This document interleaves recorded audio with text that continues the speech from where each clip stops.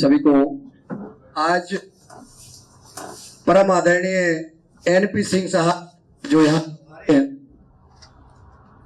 हमारे इस युग के भगवान परम पूज्य योग ऋषि स्वामी जी महाराज जी के सबसे चहेते परम आदरणीय एनपी सिंह साहब हैं। आप लोग तालियां बजाएं। और हमेशा जब भी परम पूज्य स्वामी जी कोई भी कार्यक्रम करते हैं आप साथ में होते हैं। आपका मान सम्मान और आप जो है इस भेष में एक सन्यास का रूप और महान पुरुष के रूप में आप यहाँ इस भारतीय बोर्ड का जो नेतृत्व कर रहे हैं, वो भारतीय शिक्षा बोर्ड इस भारत की दिशा और दशा बदलने वाला है। उनके बारे में मैंने निवेदन किया था आदरणीय पवन कुमार जी से। आपने अभी राजस्थान और अन्य कई राज्यों में आपका प्रवास चल रहा है। आप एक क्षण बहुत अमूल्य है, लेकिन लोगों का निवेदन कर आपने स्वीकार किया, इसलिए पूरे योगाहार परिवार की ओर से आपका स्वागत, वंदन और अभिनंदन करता हूं। तो मैं समय में बाधक नहीं बनते हुए आप लोग अपना मोबाइल साइलेंट कर लें। साइलेंट मोबाइल के साथ बात सुने और सुनने के बाद आपके मन में जो क्वेश्चन हो, जो सवाल हो, वो भी कर सकते हैं।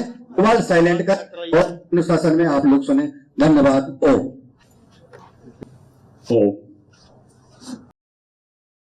मैं सर्वप्रथम भारत की महान ऋषि परंपरा और कृषि परंपरा को नमन करता हूं। भारतीय शिक्षा की अभिनव क्रांति के उद्घोषक, अवधारक और उसके समर्थ संवाहक योग ऋषि पूज्य स्वामी जी की सूक्ष्म उपस्थिति को प्रणाम करता हूं और यहाँ उपस्थित सभी कृषक बंधुओं और भगिनियों को भी उनकी दिव्य उपस्थिति को नमन करता हूं और पवन जी के प्रति कृतज्ञता ज्ञापित करता हूं कि उन्होंने आपसे संवाद करने के लिए मुझे अवसर दिया है। क्योंकि वैसे तो भारतीय शिक्षा बोर्ड के विषय में परिचर्चा करने के लिए 45 मिनट का समय बहुत कम होता है, क्योंकि बहुत ही बृहद विषय है। लेकिन मैं चूंकि भौतिकी का विद्यार्थी हूं, विज्ञान का, तो इसलिए मैं समय को बचपन से ही इरिवर्सिबल एनर्जी मानता हूं कि वो लौटता नहीं, ऐसी ऊर्जा है जो पुनः वापस नहीं हो सकती। इसलिए आपने मुझे 10-15 बुलाया था, तो मैं 10-12 पर ही आपके समक्ष उपस्थित हूं, क्योंकि मैं जीवन में पहला ध्येय रखता हूं कि व्यक्ति को पहले स्वयं को अनुशासित करना है, तो उसे समय के साथ पहले समायोजित करने की कला सीखनी होगी। भारतीय शिक्षा बोर्ड के विषय में मैं चूंकि 45 मिनट का ही जो समय है उसी में मैं पूर्ण भी करूंगा, ताकि 1 मिनट भी कोई आपका क्षय ना हो, कोई और कार्यक्रम।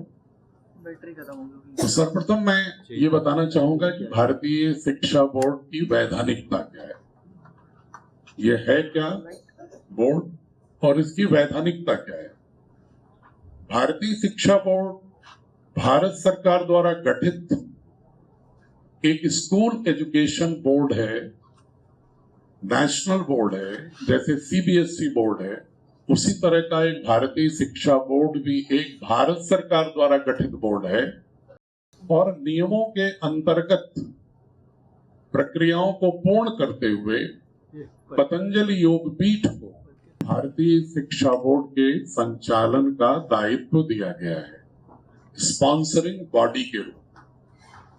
उसको एक ड्यू डिलिजेंस के तहत एक वैधानिक प्रक्रिया EOI, एक एक्सप्रेशन ऑफ इंटरेस्ट होता है, उसके तहत जारी करते हुए अन्य कई लोगों ने उसमें सहभागिता की और सहभागिता के पश्चात सबसे योग्य, समर्थ, विधिमान्य और सक्षम संगठन मानते हुए और पूज्य स्वामी जी और पतंजलि योगपीठ के योग, आयुर्वेद और स्वदेशी की दिशा में किए गए कार्यों की प्रामाणिकता को देखते हुए पतंजलि योगपीठ को स्पॉन्सरिंग बॉडी के रूप में भारत सरकार ने नियत किया। इस बोर्ड में बहुत सारे लोगों के प्रश्न होते हैं कि शायद एक प्राइवेट बोर्ड है, इस बोर्ड में कौन सदस्य हैं, इस बोर्ड की वैधानिक स्थिति क्या होगी, इसकी इंट्रा बोर्ड माइग्रेशन क्या होगा, अर्थात एक बोर्ड से दूसरे बोर्ड में अगर बच्चा जाता है उसकी क्या स्थिति होगी, उसके प्रमाण पत्र की, या किसी भी सेंट्रल गवर्नमेंट स्टेट गवर्नमेंट के एम्प्लॉयमेंट की किसी योजना में उसके सर्टिफिकेट की मान्यता होगी कि नहीं होगी, या किसी विश्वविद्यालयों में या तकनीकी विद्यालयों में प्रवेश के लिए इस सर्टिफिकेट की मान्यता होगी कि नहीं होगी। ये बहुत ही स्वाभाविक प्रश्न अभिभावकों और स्कूल संचालकों और शिक्षाविदों के मन में स्वाभाविक रूप से उठेगा। तो मैं एक संक्षेप में इसकी प्रामाणिकता बता दिया कि ये भारत सरकार द्वारा गठित बोर्ड है और इसका स्कूल एजुकेशन बोर्ड का जो वेबसाइट है भारत सरकार का, department of school education and literacy, department of school education and literacy, अगर इसकी वेबसाइट को देखें आप, क्लिक करिए तो आपको नेशनल बोर्ड की सूची आपको परिलक्षित होगी और उसमें सीबीएसई और एनआईओएस के साथ साथ भारतीय शिक्षा बोर्ड भी national board setup by government of India के रूप में उल्लिखित है। तो इससे पूर्ण बात वैधानिकता आपको स्पष्ट होगी कि भारत सरकार ने बोर्ड बनाया है। पतंजलि को संचालन के लिए और विजन देने के लिए किया है, और ऐसा क्यों किया? क्योंकि इसकी संकल्पना विगत 12 वर्षों से पूज्य स्वामी जी ही भारत सरकार के स्तर पर, राज्य सरकारों के स्तर पर, शिक्षाविदों के मध्य करते रहे कि भारत में भारतीय पद्धति और भारतीय ज्ञान परंपरा से अभिसिंचित शिक्षा होनी चाहिए। अब उसमें अब एक लीगैलिटी के लिए एक बहुत आवश्यक ये भी होता है, क्योंकि संविधान की समवर्ती सूची में शिक्षा है। 3 तरह की सूची होती है संविधान में, केंद्रीय, राज्य और समवर्ती, कॉन्करेंट लिस्ट।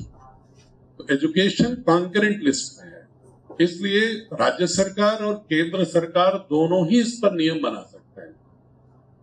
लेकिन केंद्र सरकार के नियम को राज्य सरकारों को बिना किसी ठोस कारण के अस्वीकृत या असहमत होने का कोई अधिकार नहीं होता।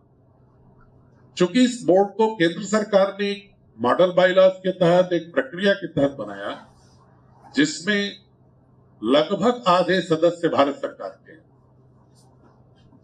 डायरेक्टर एनसीईआरटी, चेयरमैन सीबीएसई और भारत सरकार द्वारा नामित 5 केंद्रीय विश्वविद्यालयों के कुलपति इसके सदस्य हैं बोर्ड के, भारत सरकार।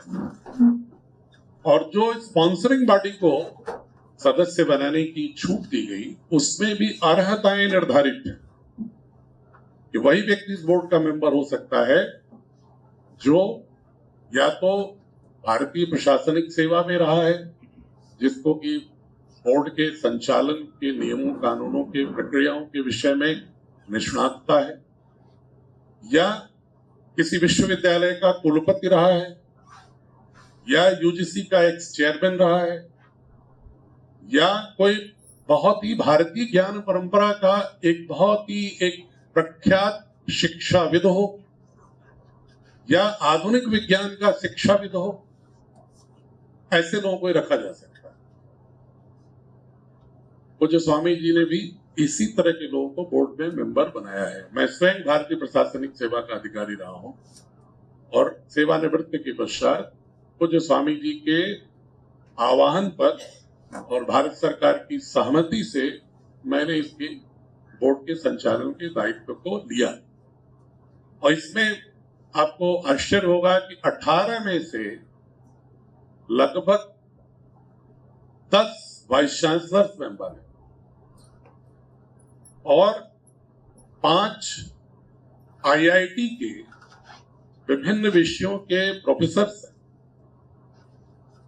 और उनमें से अगर आप सूची देखेंगे तो हमारी भारतीय शिक्षा बोर्ड सोसाइटी के जितने मेंबर हैं, उसमें से 9 पद्म अवार्डेड हैं, या तो पद्म विभूषण है, या पद्म भूषण है, या पद्मश्री। विज्ञान में भी आप में से जिन लोगों ने फिजिक्स से पढ़ा होगा, वो प्रोफेसर एस.सी. वर्मा का नाम जरूर जानते हो। जो नई पीढ़ी के लोग हैं शायद उन्हें स्मरण होगा, कॉन्सेप्ट ऑफ फिजिक्स। शायद ही कोई आईआईटी का व्यक्ति हो जो प्रवेश पा चुका हो, आईआईटीएन हो, शायद ही कोई ऐसा मिलेगा जो ये ना कहे कि मैं एस ए वर्मा की किताब पढ़ करके ही एंट्रेंस पास किया हूं आईआईटी। वो भी मेंबर है हमारे। मैंने इसलिए उदाहरण दिया कि आईआईटी के प्रोफेसर संस्कृत विश्वविद्यालयों के प्रोफेसर का एक ब्लेंड, एक समन्वय हमारे विद्वानों की सभा में है भारतीय शिक्षा बोर्ड में। और इस तरह के लगभग पूरे देश से हमने 2000 विद्वानों को विभिन्न विषयों के जोड़ा है।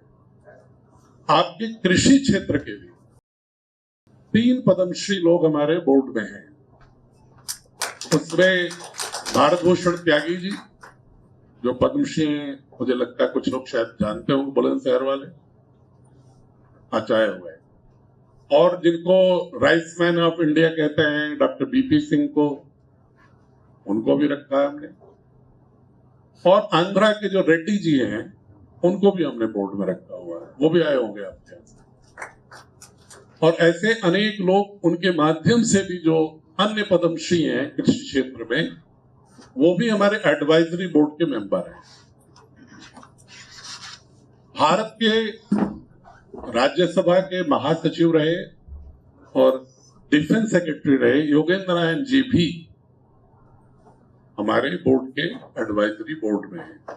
मैं इसलिए सब नाम दे रहा हूं कि ताकि विभिन्न क्षेत्रों के विद्वानों को हमने एक साथ एकत्रित करके और उनसे जो ज्ञान की मणि हो सकती है और भारतीय परिवेश के अनुरूप आधुनिक विज्ञान से बिना वंचित किए, बल्कि आधुनिक विज्ञान को और अधिक सही ढंग से उसकी अवधारणाओं को बच्चों के मस्तिष्क में पिरोते हुए कैसे हम भारतीय शिक्षा बोर्ड को आगे बढ़ा सकते हैं, इसके लिए मैंने विद्वानों की सभाओं को चुना। इसके लिए मुझे भारत के सारे आईआईटीज में व्यक्तिगत जाना पड़ा, केंद्रीय विश्वविद्यालयों में जानना पड़ा, वहां पर उन विद्वानों की कुलपति के सहयोग से बैठकें करनी पड़ी। उनमें से मुझे चयन करना पड़ा कि उनमें से कितने ऐसे लोग हैं जो हमारी धारणा के अनुरूप है। धारणा क्या है?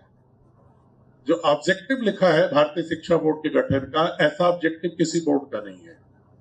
उसकी पंक्ति ये है कि यह भारत ज्ञान परंपरा से समन्वित आधुनिक विज्ञान और आधुनिक शिक्षा को आगे बढ़ाने के लिए गठित किया जा रहा है। Blending of ancient wisdom with modern education, ये इसकी बेसिक ऑब्जेक्टिव है। इस ऑब्जेक्टिव के अनुसार ही हमें अलाइंड लोग चाहिए, जिनके मन में ऐसी चेतना हो, जो पूर्ण रूप से पाश्चात्य दर्शन के गुलाम हो चुके हैं, जो पाश्चात्य दर्शन के उपभोक्ता हैं, कंज्यूमर हैं, जो उपभोग विचारों के और उत्पादों दोनों के ही मात्र अपने को उपभोक्ता तक सीमित कर लिए हैं और उसी में बड़प्पन समझते हैं।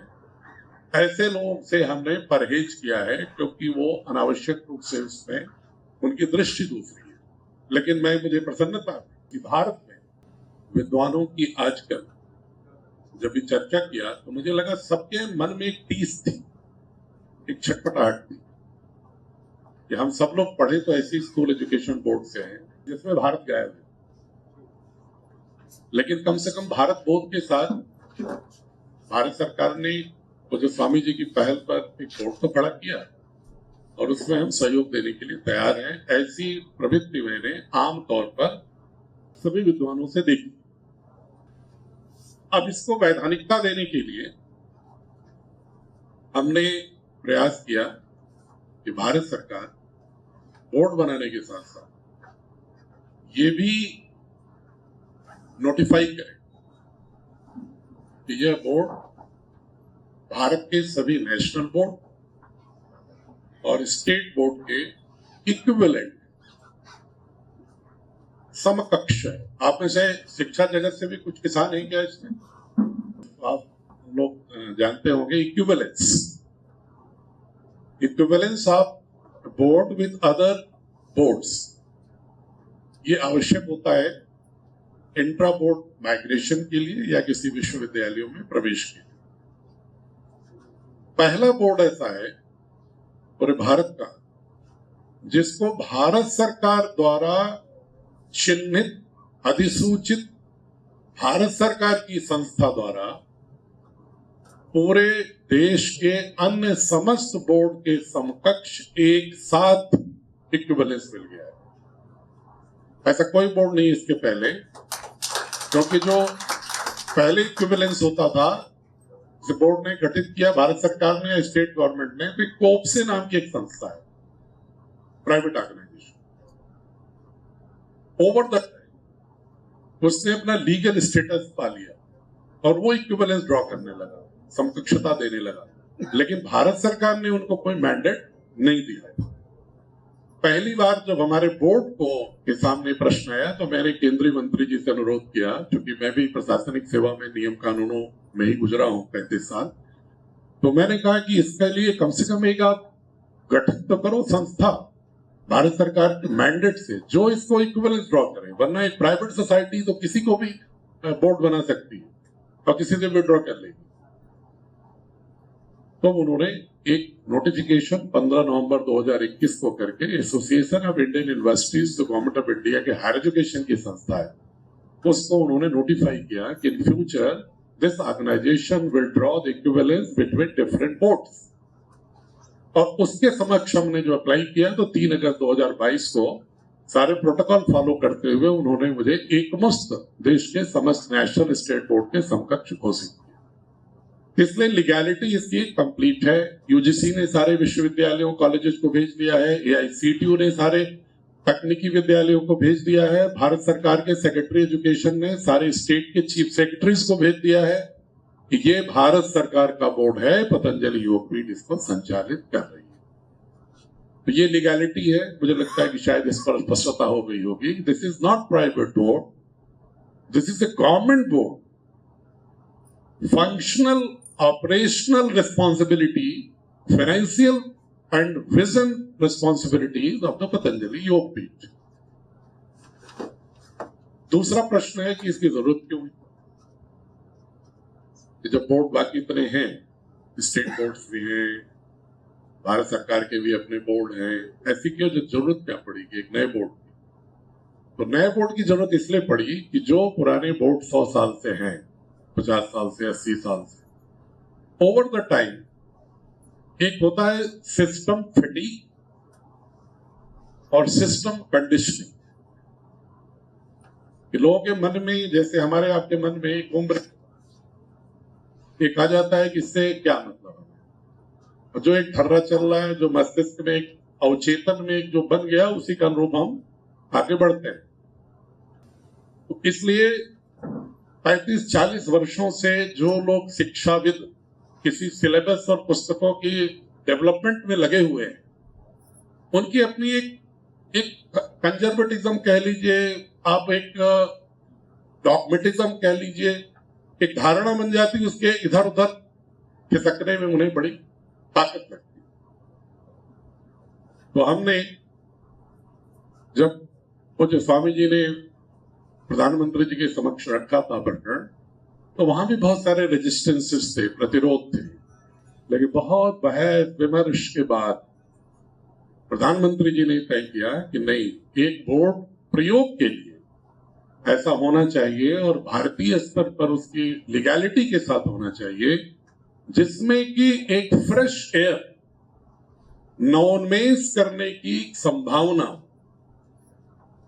तो नवोन्मेष की दृष्टि से विज्ञान पूरा हो, लेकिन भारतीय ज्ञान परंपरा से वह समन्वित हो, ऐसा प्रयोग करने के लिए एक फ्रेश बोर्ड की जरूरत, एक फ्रेश एयर के लिए उन्होंने इस बोर्ड का गठन किया। और इसमें हमें कैसे इंटीग्रेट करना है, जैसे उदाहरण के लिए मैं फिजिक्स का विद्यार्थी हूं तो उसी का उदाहरण देता हूं कि जब हम 9th क्लास में विज्ञान पढ़ने आते हैं, पहली किताब खुलती है तो law of inertia, Newton's law, यही किताब में खुलती है। जिन्होंने भी 9th में, अधिकांश लोगों ने 9th क्लास में पढ़ा ही होगा साइंस, तो उसमें कभी भी एक लाइन बड़े धीरे से लिखते हैं डाल्टन के परमाणुवाद के चैप्टर में, कि महर्षि कणाद ने भी परमाणु अणु की कल्पना की थी, एक पंक्ति। और बहुत सारे बोर्ड की किताबों में तो ये भी पंक्ति नहीं, और लॉ ऑफ इनर्शिया और न्यूटन लॉ में बिल्कुल नहीं है, कहीं चर्चा ही नहीं है किसी भारतीय ज्ञान परंपरा की। वैशेषिक दर्शन हमारा जो है महर्षि कणाद का, वह अनेक ऐसे सूत्रों की बात करता है जिसमें न्यूटन के तीनों नियम जो 17वीं शताब्दी में माने जाते हैं, वह अब से 2500 साल पहले महर्षि कणाद ने गति के उन तीनों नियमों से भी बृहत्तर संदर्भों में अपने सूत्र दिए हुए हैं। लेकिन कभी महर्षि कणाद की उसकी चर्चा नहीं। कार्य विरोधी कर्मा नोदन विशेष अभावात न ऊर्ध्व न तिर्यक गमनम, तीनों नियमों की पूरी सूत्र व्याख्या है उसकी, लेकिन उसकी कई चर्चा बच्चों को नहीं हुई। हम नहीं कह रहे कि न्यूटन लॉ नहीं पढ़ाना है, लेकिन बच्चों को यह भी बताना है कि 2500 साल पहले हमारी भी ज्ञान परंपरा में कोई व्यक्ति था जो यह अवधारणा पहले से सोचा हुआ है। बहुत सारे लोग कहते हैं कि अगर ये गति का नियम भारत को पहले से मालूम था, टेक्नोलॉजी क्यों नहीं हुई? टेक्नोलॉजी नहीं रही क्या गति के नियम की? धनुष की प्रत्यंचा खींचना और कितने दूर ले जाना और कितने कोण तक छोड़ना कि जिसको जो हमारा लक्ष्य है वो कितना दूर है कि सीधा वहां उस बिंदु पर प्रहार करे, ये क्या विज्ञान, भौतिक विज्ञान और गति के नियम और मैथमेटिक्स के अलावा संभव है क्या? पुरानी जो व्यवस्था थी सिंचाई की, रहट की, आप बहुत सारे लोग जानते होंगे, किसान है मेरे से, अगर मैं तो वाराणसी का रहने वाला हूं तो वहां तो मैंने बहुत रहट देखी थी बचपन में। क्या कहते हैं? अच्छा रहट। तो वो सिस्टम अगर पूरा देखिए तो क्या गति के नियम के बिना चलता है क्या? पहले जो गन्ने की पेराई होती थी छोटे छोटे कोल्हू में, वो चक्रीय गति हो करके जिस तरह से गन्ने का रस निकलता था, वो क्या बिना गति के नियम के चल रहा था क्या? तो जो हमारे यहाँ जिस लेवल की टेक्नोलॉजी की जरूरत थी, वो टेक्नोलॉजी के विषय में हम प्रयोग करते थे। जब जनसंख्या बढ़ती है, आवश्यकताएं बढ़ती हैं, तो तकनीक की और अधिक जरूरतें पड़ती हैं, उसके अनुसार आविष्कार होते हैं। लेकिन हम ये कहें कि जब एक 9 अरब लोगों की जनसंख्या को खाना देने के लिए और उनके ट्रांसपोर्टेशन के लिए, उनके मकान के लिए जिस टेक्नोलॉजी की जरूरत आज है, क्या वह 20-25 करोड़ की आबादी के लोगों के लिए भी, 10 करोड़ की आबादी के लोगों के लिए भी क्या उतनी जरूरत रही होगी? नहीं रही होगी। कि वो प्रसन्न थे खेती करके, स्वच्छ जल, स्वच्छ अन्न, ऑर्गेनिक फर्टिलाइजर, पशु, गाय के दुग्ध, गाय के प्रोडक्ट, प्रसन्न थे लोग। उन्हें जरूरत क्या थी दुनिया भर के इंडस्ट्रियलाइजेशन और झंझट पैदा करने? मैथमेटिक्स, गणित का जो नियम है, नंबर सिस्टम, हम लोग पढ़ते हैं कि अरबिक सिस्टम है, पूरा यूरोप इसको कहता है अरबिक न्यूमरल सिस्टम, हम लोग इसको इस रूप में बोलते हैं। जबकि अरब के ही लोग अलबर्नी से लेकर अनेक लोगों ने बार बार ये लिखा है अपने संस्मरणों में, लेखों में, यह नंबर सिस्टम भारत से आया, अरब में। अरब से गया ग्रीक में, इसलिए यूनानी उसको कहते थे अरब सिस्टम, तो उन्हें अरब से मिला था। लेकिन अरब ये मानता है कि हम इसको भारत से लाए, लेकिन ये बच्चों को पुस्तकों में महिमा नहीं दी जाती। आर्यभट्ट को, ब्रह्मगुप्त को, भास्कराचार्य को, बारामहीर को, नारायणा पंडित को जो महत्व मिलना चाहिए गणित की दिशा में प्रगति के लिए, वो हमारे बच्चे उनके नाम भी 1-2 जानते हैं, बाकी उनके पूरे सिद्धांत और उनके विषय में कोई जानकारी नहीं। खगोल विज्ञान, आप लोगों ने पढ़ा होगा कि पृथ्वी सूर्य के चारों ओर घूमती है। यह सबसे पहले किसने बताया?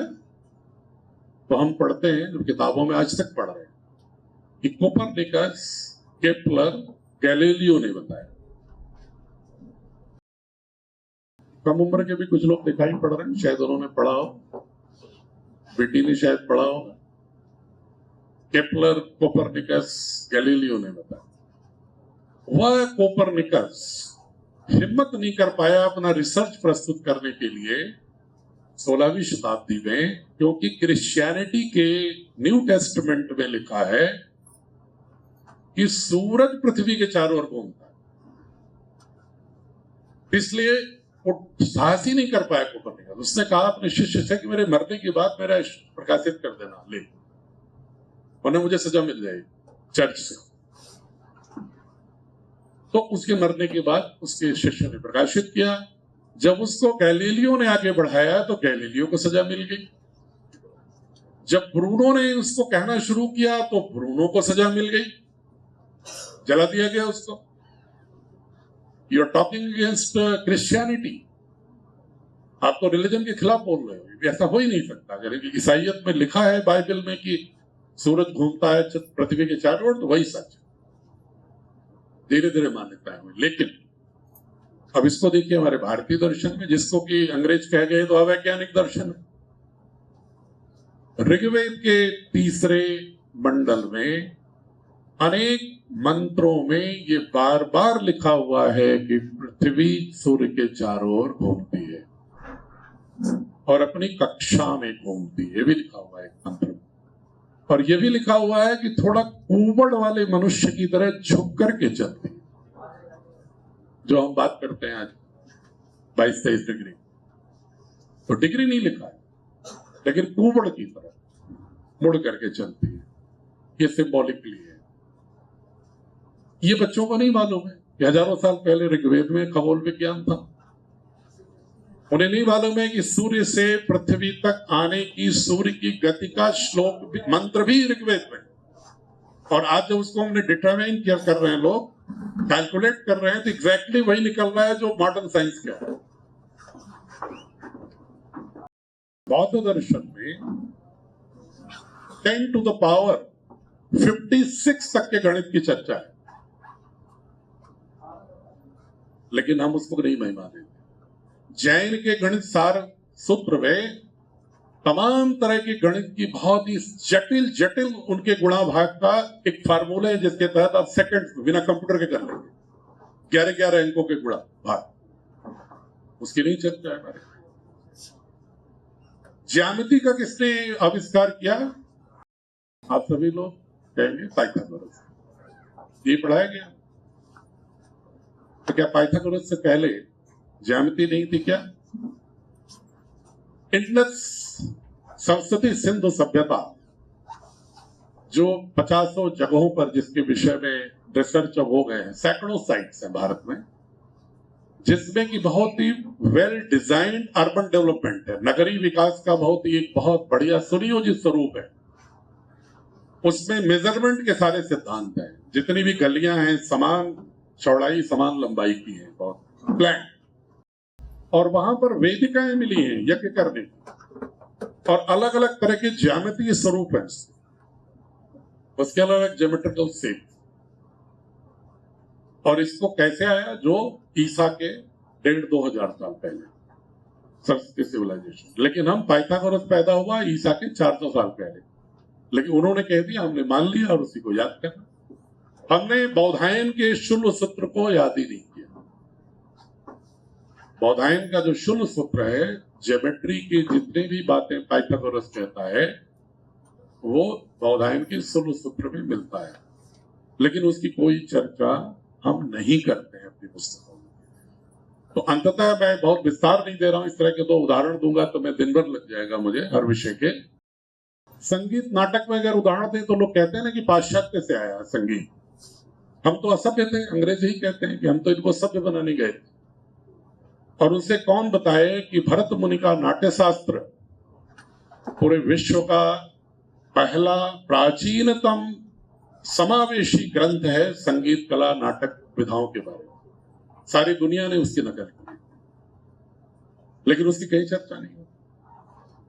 हम गायन के विषय में, गीतों के विषय में बहुत पढ़ते हैं तो कहते हैं कि वाल्मीकि रामायण में वाल्मीकि का जो गीत है क्रौंच पक्षी की करुणा के देखकर कि वो पहला गीत है।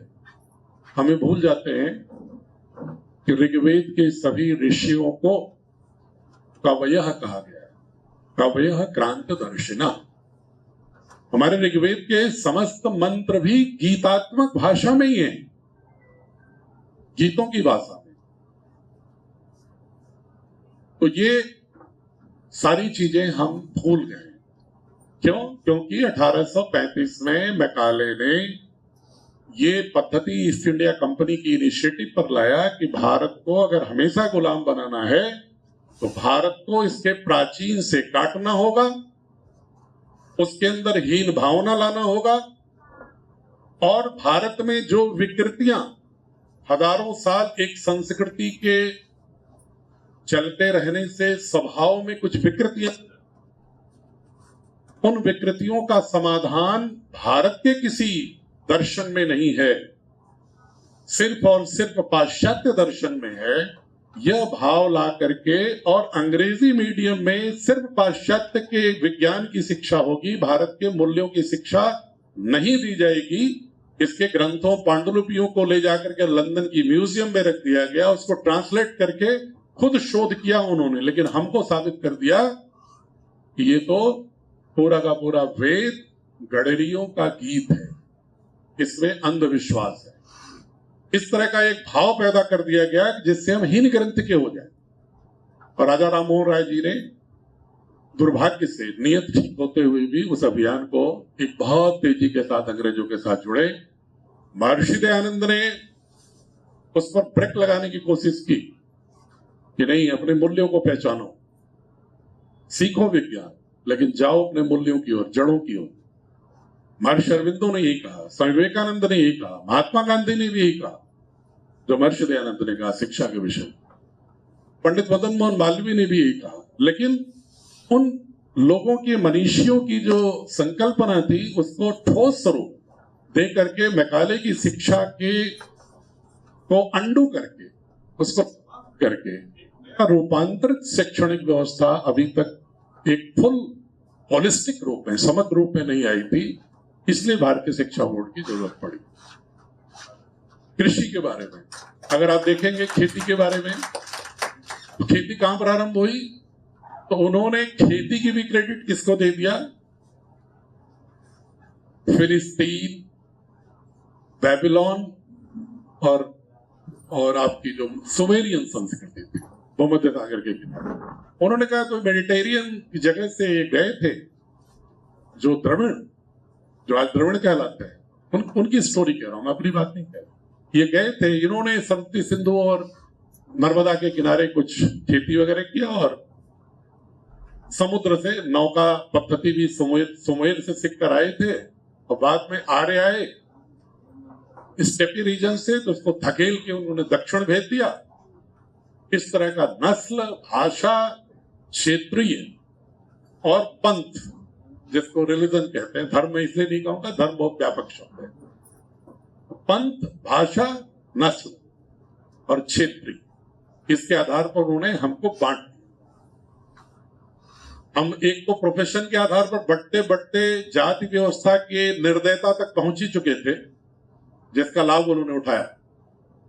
ये जो कास्ट रिजिडिटी है, मैं बहुत बेबाकी से कहूंगा, ये कास्ट रिजिडिटी हमारी भारतीय संस्कृति की आत्मा नहीं है, ये विकृति है। ये जहां भी वर्णों, चातुर्वर्णम मया सृष्टे गुण कर्म विभागसः, कृष्ण भी गीता में कहते हैं कि गुण और कर्म के आधार पर इसका निर्माण किया, वेदों में भरा हुआ है। और प्रोफेशन, एक प्रोफेशन में जोड़ने वाले लोग ही धीरे धीरे कम्युनिटी के रूप में हो गए, और उसमें ऑक्यूपेशन, परसेप्शन और मैरिज आपस में होने लगा, और धीरे धीरे ये समूह एक भिन्न से जातियों के नाम से विकसित होते गए। लेकिन उनके बीच में पहले कोई डिस्क्रिमिनेशन नहीं था, उनके बीच में कोई किसी प्रकार का शोषण नहीं था, आपस में अस्पृश्यता नहीं थी। लेकिन कालांतर में धीरे धीरे धीरे धीरे कुछ विकृतियां हर दर्शन में आती हैं, जब हजारों साल चलती हैं।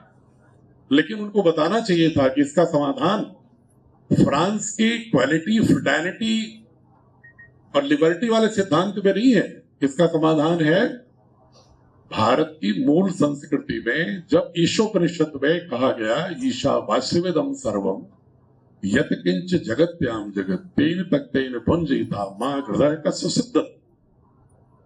जो दर्शन मनुष्य ही नहीं, पृथ्वी के समस्त प्राणियों में भी एकात्म की बात करता हो, ब्रह्मांड के सभी घटकों में एकात्म की बात करता हो, वो संस्कृति अस्पृश्यता या जातीय वैमनस्य की क्रूरता तक कैसे वकालत कर सकती है? ये हमें दृष्टिकोण देना चाहिए था नवयुवकों को। अंबेडकर इस मामले में सतर्क थे, मैं हमेशा उनकी प्रशंसा करता हूं। उनको चाहते थे लोग, अंबेडकर को, बाबा साहब को, कि इनको क्रिश्चियनिटी चाहती थी, क्रिश्चियन बना लो, इस्लामिक वर्ड चाहता था, इस्लाम में कर लो, मुस्लिम लीग चाहती थी अपनी ओर खींचो, अंग्रेज चाहते थे अपनी ओर खींचो। लेकिन उन्होंने कहा नहीं, अगर हमारी व्यवस्था में, सामाजिक व्यवस्था में कहीं कोई कुरीतियां आई हैं, इसका समाधान हम तलाशेंगे कि क्या भारत के किसी दर्शन में समानता की बात नहीं कही गई है क्या? जब उन्होंने तलाशा तो उन्होंने कहा बुद्धम शरणम गच्छा। उन्होंने बुद्ध को देखा कि बुद्ध के दर्शन में है ये, तो उन्होंने वकालत की उसकी, उपनिषदों में है ये। अंबेडकर की पुस्तकें पढ़ी है, मैंने 27 पुस्तकें उनकी पढ़ी। बार बार वो भारतीय संस्कृति के उस महनीय मूल्यों की बात करते हैं और कहते हैं काश अगर ये समाज उन मूल्यों के अनुरूप जिया होता तो इस तरह की विकृतियां नहीं आती और किसी बाहरी व्यक्ति को हस्तक्षेप करके हमारे ऊपर शासन करने का साहस ही नहीं। लेकिन हम बट गए, और वो बटने को किसी ने एकात्म करने का प्रयास नहीं किया। महर्षि दयानंद ने किया, अरविंदो ने किया, गांधी ने किया। गांधी ने स्वतंत्रता आंदोलन को एक जन स्वरूप दिया, अभिजात्य और शहरों की गुफा से निकाल करके उन्होंने आम आदमी के बीच खड़ा किया। चाहे वो चंपारण हो, चाहे वो बारदोली हो, चाहे नमक आंदोलन हो, जोड़ा हो, आम आदमी को जोड़ा। भगवान राम ने जब उन्हें संघर्ष करना हुआ तो चाहते तो राजा जनक के अन्य शिष्य राजाओं से सहायता ले सकते थे रावण के विनाश के लिए, लेकिन उन्होंने माना कि नहीं, ये आदिवासी, वनवासी, ये जो है, इनके ही माध्यम से हम एक नया स्वरूप खड़ा करके इस आसुरी शक्तियों का विनाश करेंगे, क्योंकि ये हैव नॉट्स हैं, इनके पास खोने का कुछ नहीं है। ये किसी आसुरी शक्ति का विरोध बहुत ही प्रबलता से कर सकते हैं। जिनके नाभ नाल बद्ध होते हैं स्वार्थों में, वो कभी आसुरी शक्तियों के खिलाफ खड़े नहीं होते। आज भी आप देख रहे हैं पूज्य स्वामी जी जब योग आयुर्वेद की बात कर रहे हैं, पुनर्स्थापना की बात कर रहे हैं, तो फार्मास्यूटिकल कंपनियां जो आसुरी शक्ति के रूप में खड़ी हैं, उनसे संघर्ष करने के लिए आम आदमी ही साथ आएगा। आप देखिएगा, इसमें कोई स्वार्थ नाभिनाल बद्ध वाले लोग नहीं आएंगे। जब आप ऑर्गेनिक मूवमेंट की बात करें, एग्रीकल्चर सेक्टर ही, मैं भारतीय शिक्षा बोर्ड में प्रावधान ला रहा हूं, चूंकि समय कम है इसलिए इसी एग्रीकल्चर पर मैं फोकस करके 5-7 मिनट में खत्म करूंगा कि एग्रीकल्चर को भी हम भारतीय शिक्षा बोर्ड में किस रूप में ला रहे हैं। हम उन्हें बताने की कोशिश कर रहे हैं कि सरस्वती सिंधु सिविलाइजेशन के कालीबंगन उदाहरण है राजस्थान का, कि जहां पर कृषि में मल्टीपल क्रॉपिंग के प्रमाण मिले, सरसों और चना साथ साथ बोना, और एक को नॉर्थ साउथ और एक को ईस्ट वेस्ट में लकीरें बना करके सीता, जो हल्का जो स्वरूप बना के उसमें डालना, ताकि सूरज की जो रोशनी पूरब से उदय के बाद जब दक्षिण की ओर बढ़ती है तो छाया एक फसल की दूसरी फसल को न दबा दे। इस वैज्ञानिक पूरी अवधारणा के साथ उन्होंने कालीबंगन में प्रमाण मिले। वेदों में तमाम प्रमाण है, हमारे अन्य तमाम ग्रंथों में प्रमाण है कृषि के, और आज भी पूरी दुनिया को अगर कोई सेक्टर सबसे अधिक इंगेज कर सकता है, अनएम्प्लॉयमेंट दूर कर सकता है, तो संभावना एग्रीकल्चर सेक्टर में ही है। लेकिन भारत को क्या करना होगा? हमें बहुत ही crop selection, climate resilient crop, जहां जो जलवायु है उसके अनुरूप फसलें, और मोनोपोली ऑफ क्रॉप, कमर्शलाइजेशन के चक्कर में जो हमने मोनोपोली कर दिया है क्रॉप की, गेहूं ही होगा, चावल ही होगा, गन्ना ही होगा, उससे परे हटना होगा। और per capita productivity per unit of land जो प्रोडक्टिविटी अभी तक हम गिनते थे ना कि जमीन 1 हेक्टेयर है जितना उत्पादन हो गया, तो प्रति हेक्टेयर उत्पादन जो पर यूनिट ऑफ लैंड जो प्रोडक्टिविटी है उसकी बजाय हमें अब per unit of water productivity को भी ध्यान में रखना होगा कि एक बूंद जल, कौन जल ज्यादा खींच रहा है धरती से, फसल, और उसमें भी कौन हमारा हितैषी फसल है, तो हमारे शरीर को जो माइक्रो न्यूट्रिएंट्स देने में कौन महत्वपूर्ण है। मुझे मालूम है कि वाराणसी में हम लोग थे तो थोड़ा बहुत मक्का बजड़ी कम होती थी हमारे यहाँ, फसल में गेहूं चावल ज्यादा फर्टाइल का करना होता था, लेकिन जब कभी उसको पिछड़ा खाना मानते थे, और आज पूरी दुनिया का सबसे अगड़ा खाना है मिलेट्स, और मिलेट्स को पानी की भी कम जरूरत है, ग्राउंड वाटर, इरिगेशन की फ्रीक्वेंट जरूरत नहीं है उसको, फर्टिलाइजर की बहुत जरूरत नहीं है, केमिकल, और हमारे हेल्थ के लिए भी ठीक है, तो हमारे पूरे बजट को ठीक कर सकता है, हमारा स्वास्थ्य भी ठीक रहेगा। भले ही प्रोडक्शन थोड़ा कम है, लेकिन टोटलिटी में देखेंगे ओवरऑल पूरे लाइफ साइकिल को में, तो वो आपको ज्यादा इकोनॉमिक मिलेगा। पहले के लोग ऐसे थे, फल खाते थे एक समय, आम के सीजन में तो मैंने गांव में देखा कि एक समय खाना बनता था, एक बजाय पूरी बाल्टी में आम भरते थे और चूसते थे, तो अब उसकी वजह से बाग भी लगते थे, पर्यावरण भी ठीक रहता था, और ग्राउंड वाटर भी कम होता था, और न्यूट्रिएंट्स भी मिलते थे। लेकिन हमने अपनी थाली की नकल भी कर लिया विदेशों से। तो ये पोषण, जलवायु अनुरूप उत्पादन, जल संसाधनों की सुरक्षा, और agro based small industries cooperative model में खोलकर गुणवत्तापरक प्रोडक्ट का एक्सपोर्ट, ये हमारे एम्प्लॉयमेंट को भी ओवरऑल इंगेज कर सकता है और प्रोडक्टिव बना सकता है। इसके लिए एक एक विषय पर अलग अलग लंबी चर्चाएं हो सकती हैं, और मैं उस पर करता हूं चर्चा। कभी अन्य समय में आऊंगा तो आपसे मैं एक एक पहलू पर भी मैं घंटों बता सकता हूं कि किस तरह के शोध कृषि के क्षेत्र में भारत में ही नहीं पूरी दुनिया में इस दिशा में हो रहे हैं, वरना मानवता नष्ट हो जाए। पूरा यूरोप को क्या चाहिए? खाद्यान्न। आप यूरोपियन कंट्रीज को देखिए, सॉफ्टवेयर साइंस क्या भोजन देगा क्या? वो सारे के सारे डिपेंड करते हैं एशियन कंट्रीज पर और अमेरिका पर, यूएस पर।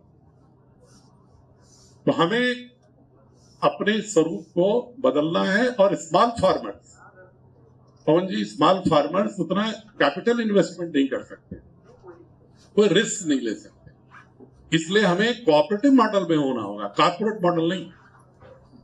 ये जो कॉर्पोरेट फार्मिंग है वो तो बहुत ही खतरनाक है, लेकिन अगर किसान स्वयं कोऑपरेटिव फार्मिंग करे, जैसे महिलाओं के लिए एक योजना है गवर्नमेंट की, NRLM, national rural livelihood mission, मैं उसका हेड किया हूं, मैं यूपी को उस परियोजना का कमिश्नर रहते हुए।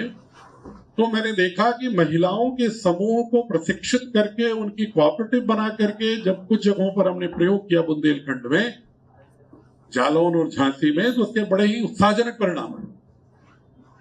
एक 10,000 महिलाओं की एक हमने 5 जिलों के बुंदेलखंड की एक ग्रुप बनाया डेयरी का, और वो डेयरी का प्रोजेक्ट अब ठीक चल रहा है।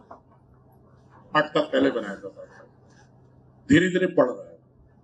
तो हमें कोऑपरेटिव मॉडल, क्लाइमेट फार्मिंग और nutrient based minimum water consumption वाली प्रजातियों और फसलों की ओर मुड़ना होगा, तभी हम ऑर्गेनिक फार्मिंग की ओर बढ़ेंगे और तभी अपने ऑर्गेनिज्म हेल्दी रख पाएंगे। तो हम प्रारंभ से ही बच्चों के अवचेतन में इस तरह की धारणा प्रारंभ में अपनी पाठ्य पुस्तकों और पठन पद्धति के माध्यम से भी लाने की कोशिश कर रहे हैं।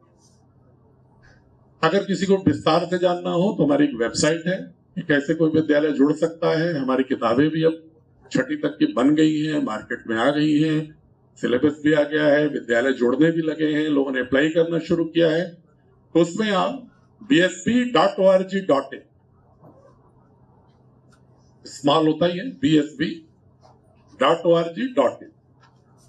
इस पर आप वेबसाइट पर जाएंगे तो आपको विस्तार से मिलेगा कि कितना इंफ्रास्ट्रक्चर चाहिए, कितने तरह कमरे चाहिए, किस तरह की सिलेबस है, क्या हमारा ऑब्जेक्टिव है, आपको डिटेल उसमें मिल जाएगा। तो ये भारतीय शिक्षा बोर्ड के विषय में कुछ सामान्य जानकारी आपको दिया, क्योंकि समय इसकी अनुमति अब विस्तार करने को नहीं कह रहा है, इसलिए मैं अपनी वाणी को यही विराम देते हुए और आप सभी में एक जो पुरुषार्थ और एक मूल्यों के प्रति, जो ऑर्गेनिक फार्मिंग में जो किसान आएगा वो जरूर कहीं न कहीं वैल्यू बेस्ड होगा, उसके प्रति जो आपकी दिव्यता है और भारतीयता के प्रति जो आपका प्रगाढ़ प्रेम है, उसको भी प्रणाम करते हुए अपनी वाणी को विराम। धन्यवाद बहुत बहुत, और हम आपका आभारी हैं कि आपने बहुत ही सरल शब्दों में सारी अवधारणा को बताया। और ये जो स्वैच्छिक योगाहर यात्रा हमारी 3 वर्ष की है, इसके बारे में थोड़ा सा मैं आपका समय लूँगा, अगर और आपको कुछ भी है खेल यहीं पर ही है, एक सिंपल से कार्ड्स हैं, आपको अलग से दिखाऊंगा, क्योंकि हमारी यात्रा का बड़ा महत्वपूर्ण पड़ाव है। तो इस यात्रा में हम अपने जो 3 साल की यात्रा रही है, रोज नए योग शिक्षक, नए मुख्य वक्ता आकर के कृषि को एक व्यापक रूप में लेने का एक धीरे धीरे यात्रा शुरुआत की, और ये रास्ते बढ़ते गए। तो कृषि को एक व्यापक रूप में लिया गया है। उसमें हमने एंशिएंट कल्चर, एंशिएंट हिस्ट्री में 10-15 दिन इसमें लगाते हैं, और अलग अलग वक्ता हुए, और देश के अलग अलग कोनों के ये वक्ता आकर के उन्होंने किया। जैविक और प्राकृतिक खेती के तो अनेकों किसानों के अनुभव उनके द्वारा सुनाए गए, और कई बार तो उन्होंने वीडियो दिखा करके, उस कक्षा में वीडियो दिखा करके जो गतिविधियां की है उसको साक्षात रूप से, और ये सब ऑनलाइन प्रोग्राम चलता है। ये हमारा सेकंड फिजिकल ऑफलाइन प्रोग्राम है। पिछले 1095 डेज में से केवल 2 बार ही केवल ये ऑफलाइन रहा है। तो इसमें हमने कृषि को, पशुपालन को, पानी को, मिट्टी को, जीवों को, माइक्रो ऑर्गेनिजम्स को, कल्चर को, म्यूजिक को, हिस्ट्री को, कई जितने भी, मुझे नहीं लगता है किसी भी आयाम को हमारे द्वारा छोड़ा गया। महिलाओं की जो उसमें योगदान है उसके ऊपर, सेल्फ हेल्प ग्रुप्स के ऊपर बातचीत हुई, एफपीओ के ऊपर बातचीत हुई, एनआरएलएम के ऊपर भी बातचीत हुई है, और जितने भी विषय हो सकते हैं, क्योंकि कृषि से ज्यादा व्यापकता किसी भी विषय पर नहीं है। तो हमने इन चीजों को और इसको सरलीकृत करते हुए उनको खेलों के माध्यम से, वो भी मैं आपको दिखाने का प्रयास करूंगा, क्योंकि खेल हमारे कई विदेशों तक भी जा चुके हैं, उसका कॉपीराइट भी हमने ले लिया है संस्थान की तरफ से। और इस तरह से ये जो इनका जो अंतर संबंध है, जो आप कह रहे हैं कि मिट्टी और पानी का जो अंतर संबंध है, वही आपको न्यूट्रिएंट डेंस फूड उपलब्ध करा सकता है, न्यूट्रिशन उपलब्ध करा सकता है।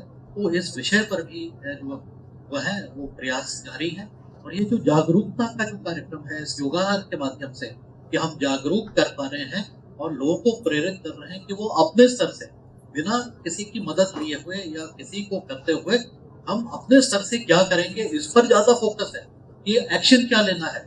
हम 15 दिन में एक रिव्यू भी करते हैं कि भाई हमने 15 दिन में 15 लोगों ने आकर के बताया, उससे हमने क्या सीखा और हमने किस चीज को क्रियान्वित करने का प्रयास कर रहे हैं।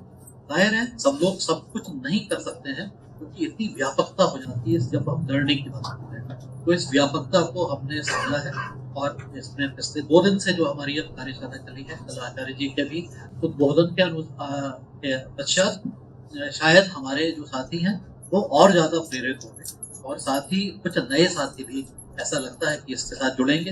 एफपीओ के ऊपर हम काम कर रहे हैं, करीब बुंदेलखंड में ही, आपने बुंदेलखंड की बात की, हमारा जो जैविक खेती और तुलसी की खेती का जो कार्य है, इस साल उसका टर्नओवर करीब 15 करोड़ के आसपास पहुंचने वाला है, और ये स्वैच्छिक रूप से करेंगे। इस तरह के अलग अलग मॉडल्स किसानों ने अपने बनाए हैं, क्योंकि हमारा ध्यान ही सब्सिडी के अलावा, उसके अन्य चीजों के अलावा, जो चीज किसान स्वयं कर सकता है उसको करने को प्रेरित करने के लिए रहा।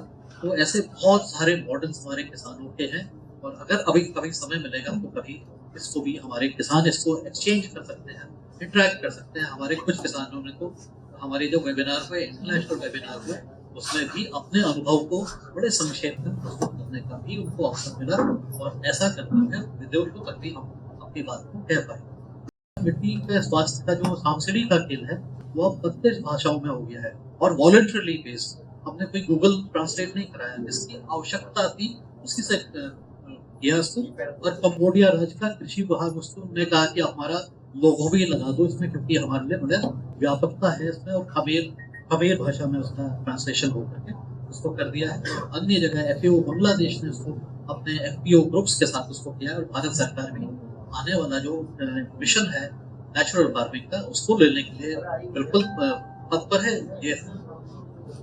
ये करीब 8 प्रांतों पे उत्तर प्रदेश, बिहार, झारखंड, मध्य प्रदेश, महाराष्ट्र, राजस्थान, हरियाणा, उत्तराखंड, दिल्ली NCR इतने हमारे साथी आए हैं। और ये अभी एक ट्रेलर ही है, ये करीब 10% के लोग आ पाए हैं, क्योंकि कार्यक्रम को करीब 20 दिन पहले और 25-30 जून तक रिजर्वेशन नहीं मिलने की वजह से वो last moment organic natural farming के उसमें कर रहे हैं। नहीं, उसमें सर एक और चीज बड़ी महत्वपूर्ण है कि जो इसमें 2 आयामों से इसको देखा गया। एक तो जो खेती कर रहा है, लेकिन उससे भी महत्वपूर्ण आयाम है कि उपभोक्ता कौन है। तो सारे किसान उपभोक्ता भी है, और सबको हमारे पटेल साहब हमारे हैं, इन्होंने अपने बच्चे की शादी अभी कराई, जैविक शादी कराई, 4,500 लोगों को भारतीय संस्कृति, परंपरा और जैविक भोजन परोसा। सारों का तो समान था नहीं, कई सारे किसानों ने एक दूसरे से सहयोग करके, कितने किसानों का आपने सहयोग किया, 100 किलोमीटर दूर से भी आके राशन आया। इनका बहुत सुंदर कार्यक्रम जमीन में भोजन भारतीय परंपरा के आधार पर। तो ऐसे गुजरात में जो बहुत बड़े बड़े योग के शिविर लग रहे हैं, वहां पर 3-3, 5-5 दिन के शिविरों में भी पूर्णतः ऑर्गेनिक ही फूड और प्रातराश देने का, बड़ोदरा में, अहमदाबाद में, राजकोट में। मैं भी शिक्षा बोर्ड के संदर्भ में गया था, मंडल स्तर पर जा रहा हूँ, तो मैंने देखा कि बहुत ही ये संस्कृति विकसित हो रही है तेजी के साथ। और इसमें हमारे आज 2 दिन से स्वामी परमार देव जी ने भी हमारी योग और इसकी कक्षा बता रहे थे, उन्होंने भी इच्छा जाहिर की जब वो योग के ऊपर बातचीत करेंगे तो आहार के ऊपर भी करेंगे बातचीत। उस जगह के किसान और जो ऐसे जागरूक लोग हैं, कोई 2 मिनट का अगर समय देते हैं तो सब जगह तो इस तरह के प्रयास जारी हैं कि जहाँ जहाँ पर हम लोग इस तरह से काम करें, लोगों को स्वेच्छा से जोड़े ही ज्यादा बेहतर है, उसको किसी कार्यक्रम के साथ जोड़े, सब्सिडी के साथ। सिस्टम प्रॉब्लम है। यूपी गवर्नमेंट में था ना, तो मैंने यूपी से कितने लोग हैं इसमें कई FPO वाले भी हमारे सदस्य हैं। इसमें गन्ने वाले कितने लोग हैं? गन्ने वाले, अच्छा। तो गन्ने में हमने इन लोगों के साथ एक बार प्रयोग किया था कि जितने भी प्रोग्रेसिव फार्मर थे उन्हीं को हमने, पहले तो ये आते थे विज्ञान केंद्र वाले भाषण देने, हमने व्यवस्था किया है कि ये जो एक्चुअली जो ट्रांसलेट कर रहे हैं लैब टू लैंड, इनको ही आप वक्ता बनाइए और इनको ही मानदेय दीजिए सरकार का, इनको बनाइए शिक्षक। तो लगभग हमने 2,500 ऐसे किसानों को चिन्हित करके उनको मैंने एक बना दिया था कि ये हमारे स्टार प्रमोटर हैं। ये सर इसको कह रहे हैं हम चैंपियन फार्मर्स। वो हमारे जो हमने शुरुआत की थी पतंजलि ने लगभग 5 वर्ष पहले ट्रेनर फार्मर्स के कॉन्सेप्ट से शुरुआत की, वही चैंपियन फार्मर्स हैं, उसी से डिस्ट्रीब्यूशन है और इफेक्टिव लॉन्ग टर्म सस्टेनेबल इन सब चीजों को करते हुए लगभग हमने 1000 लोगों की पूरे भारतवर्ष के 18 राज्यों में, और उसमें से कुछ लोगों ने बहुत अच्छा काम किया, बहुत अच्छी उनकी सफलता रही। उसमें से कुछ लोग यहाँ पर भी आए हैं और उन्होंने, अरे वाराणसी से भी कोई किसान है क्या? वाराणसी का? वाराणसी से आए नहीं है, गाजीपुर से आता है, बनारस का कोई नहीं है। वाराणसी से हमारे एक किसान है, उन्होंने मॉडल बनाया 100 गज जमीन या 100 स्क्वायर फुट जमीन को उपभोक्ता को दे दिया। उससे कहा आप मुझे हर महीने इतना पैसा दो, मैं आपको सब्जी, आपके चॉइस की सब्जी आपके सामने लगा करके आपको जो भी रिक्वायरमेंट उसकी पूर्ति करो। नाम उनका अनिल कुमार सिंह। अच्छा, मैं समझ गया, तो मेरे पड़ोस गांव का ही है। काफी वेल नोन कर रहे हैं। हाँ समझ गया, पड़ोस गांव के हमारे हैं, बल्कि उन्होंने हाँ जो बीच पर प्रकाश सिंह रघुवंशी जी वो जौनपुर के, बॉर्डर पर है, वो जौनपुर के रहने जौनपुर सीपुर का बहुत जबरदस्त नाम है। वाले। मूलतः जौनपुर के हैं, वहाँ के कुछ कहना चाह रहे हैं? सर, हमारे योगाहार क्लास में कई बार चर्चा हुई कि ये भारतीय शिक्षा बोर्ड जो बना बहुत अच्छी चीज बनी।